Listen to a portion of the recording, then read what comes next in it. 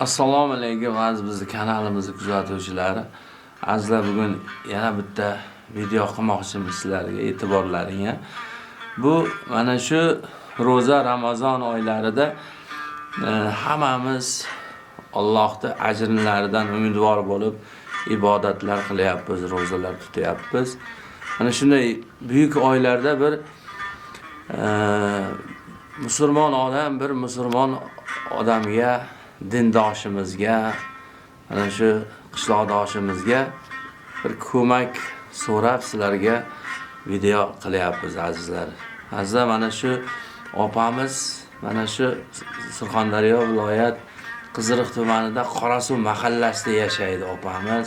Saodat opa deydilar. Bu kishini hammani xabari bor. Bir 3 yillardan beri juda bitta dard bilan kurashib kelishadi. Mana shu o'zlari hech kimga bir yoki qarz olib yoki bir nima qilib mana shu xo'jayinlari bilan davolash maqsadida rosa yugurib yelishib yurishyapti.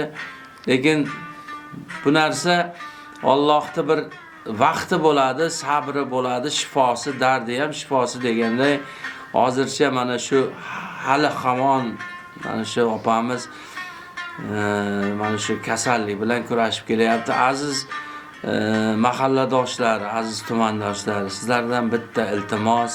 Bu albatta bu savob ishni hammamiz bilamiz ajrlarini. Ayniqsa Ramazon oylarida fitr, roza deganday mana shu opamizga qo'ldan kelgancha baholi qudrat yordam qilaylik azizlar.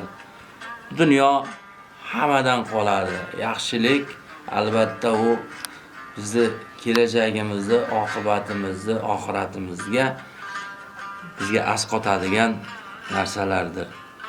Azizlar, bizni kuzating. Bu maksimalni mana shu videoni hech bo'lmasa tarqatamiz azizlar. Like bosamiz, tarqatamiz. Shu ham ehson. Ko'proq odamlar ko'rsa, ko'proq odamlar eshitsa, albatta saxovatpesha xalqimiz bor, dindoshlarimiz bor.